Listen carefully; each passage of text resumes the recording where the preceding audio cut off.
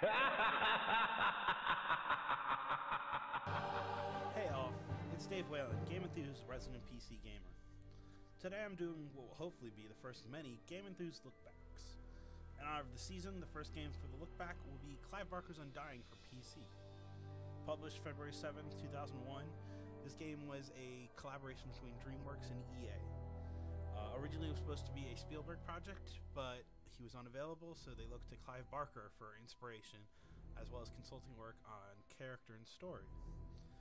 Clive Barker pulled from a lot of different sources, such as Edgar Allan Poe and H.P. Lovecraft. And even though this game wasn't very popular, well, that's not very true. It did receive a lot of critical praise, including friend of the show, Greg Kasavin, gave this a 9.1 while he was at GameSpot. He said the game had superb graphics and a truly impressive atmosphere. But it didn't sell that well, and a PS2 port that was originally planned was cancelled after what they'll call underwhelming sales. But even though that happened, you can see a lot of influences for future games here. Much like BioShock, this game actually has the dynamic of left-hand firearm, right-hand ability usage. And here it's spells, in that game it was plasmids. It's a lot interesting to see how this could have been a forefront or an inspiration for the BioShock games. So what we're going to do now, jump into the game. We'll get introduced to Patrick Galloway, our main character, and the plight that he is currently challenged with in the game Undying. We'll go with medium because maybe I'm not that hardcore. So we are running this on a Windows 7 64-bit computer, so loading times do pop up, but they're relatively quick. Here's our intro. I'm tired of traveling, or fighting superstition in its many manifestations. Even though it was me who chose to debunk folklore and mysticism. Little did I know I'd end up being labeled as Patrick Galloway, the man with endless occult knowledge. Before I knew it, people all over the world paid me to investigate all kinds of weird things. As long as they paid me, I'd look into it. Funny thing though, the more I saw, the more I believed there are forces beyond our control. Creatures not explainable in any human terms. Things that make me skin crawl. I fled from Ireland and hung around Paris and London with no real purpose till the Great War started. I joined a special unit whose job it was to squelch the fears of the superstitious farm boys who made up the fighting ranks. The Trasanti were the biggest pains. New commanding officer, Jeremiah Covenant, led our unit in the hunt for their camp. We were ambushed. They came streaming out of the woods, waving swords and howling like banshees. I saw their leader holding a strange stone over his head, yelling weird words in a strange tongue. And just when he was gonna pull the trigger, he glared right at me. A bright green flash came from his hand, and it bowled me over as my gun went off. I woke up in a hospital bed with severe burns. They told me Jeremiah and the unit had gone on without me, but he'd given me the shaman stone to keep. I hadn't given any of this much thought until I came back here to find this letter that Jeremiah wrote me almost 6 months ago, asking me to come back to Ireland and help him out. This is not something I'm dying to do, for it may mean the death of me. He saved my life though, so I owe it to him. Just hope it's not too late. So we've been introduced to Patrick, and while I would question making friends with someone called Jeremiah Covenant and him being the head of the paranormal activities group, obviously Patrick has had a different one. So we can see right here we have the stone that it was referencing. It's called the Gelsamar stone. And that allows us to push back. Let's talk about that as well as we can use let's first get the pushback.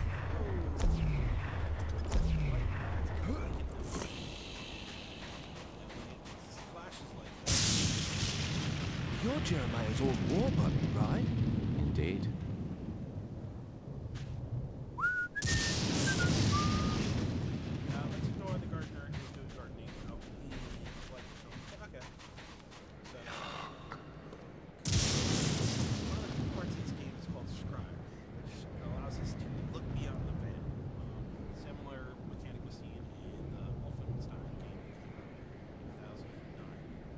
So allow us to push it.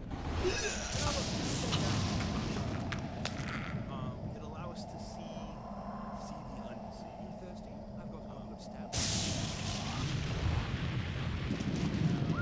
Gardner just told us, hey, we should go inside.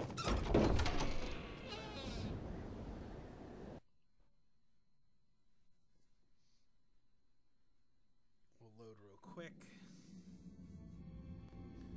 And we'll get introduced to the main. I'm Patrick Galloway, a friend of Jeremiah's. Sorry it took me so long to get here. His letter said it was most urgent. Jeremiah was beginning to think that the letter never arrived in your hands. He's been quite anxious to see you. We've all been quite worried. Jeremiah's now bedridden. Follow me and I'll show you to his living quarters. I apologize for the look of the house, but there's only a skeleton crew of servants now. Jeremiah let go of everyone else, and the house is much too large for us to clean. Because we've lost electricity to most parts of the house, we can only maintain the living quarters. Also, we may notice the house was built for giants and not anyone who's a human. This family's had so much tragedy. I hope you can help him.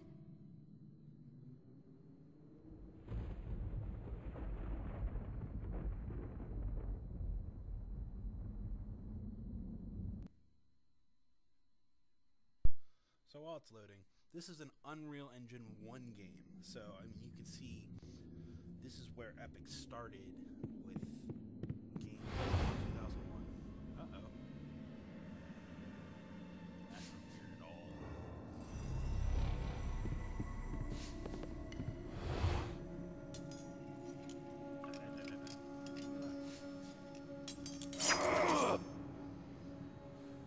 Okay, weird. But like I was saying, Epic started in Jammed. this was an Unreal Engine 1 game, and we can see where Epic started to, if you look at Arkham City or Gears of War 3 with the new Unreal Engine, or latest Unreal Engine, it's quite a change. There is no meat cubes in this one, or cover-based action, but Patrick, you made it. At your service, Jeremiah. Sorry for the delay, but I've been abroad. What happened to you? It seems I've come under the watchful eye of the Reaper, my friend. It's been a long time, hasn't it? Apparently too long. Patrick, I came back from the war only to find my entire estate in disarray. My brother Aaron disappeared first, and then my sister Bethany. My declining health is a result of an old war wound, and unfortunately, the symptoms are irreversible. I didn't summon you here to watch me die. I need your help. Anything I can do. Just name it. Strange events began happening around the manor. After thinning out my staff, they ransacked my estate, taking whatever they could carry. The rest of the help was quick to follow, as they feared rumors of my family's curse. I can't help but think it's more than a coincidence that strange happenings have increased since I've been back from the war. I want to get to the bottom of this, but I'm just too weak to investigate it myself. I'm relying on you to step in for me. Of course, Jeremiah. The only reason I risk coming back here is to assist you however I can. My thanks to you, Patrick. What the hell is that? Sounds like it came from downstairs. I'll check it out. Lock the door behind me.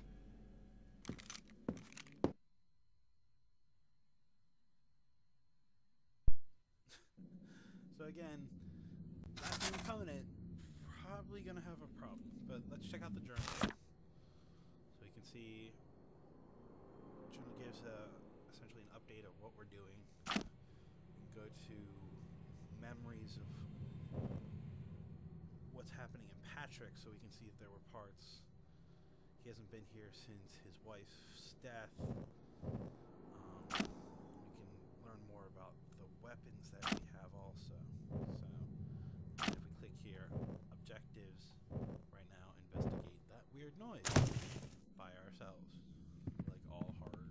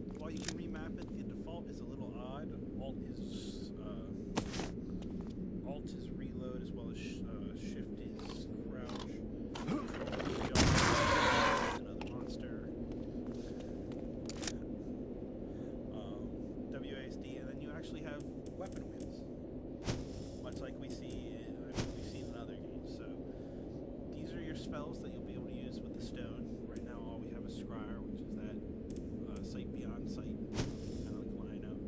And here's our weapon wheel. We have the stone and we have our revolver. So, as we can see, one of the help has been attacked.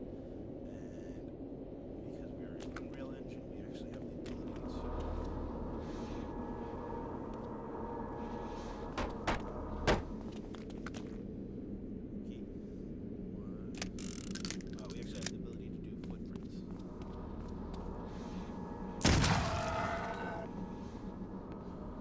They haven't introduced it yet, but I'll break it.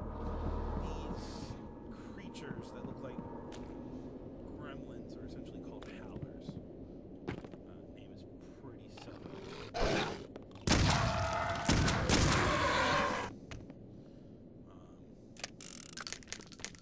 Yeah. They can be... You'll never see more than a pack of 2 or 3 of them, but they can definitely get annoying. Jammed. Kinda wish Jeremiah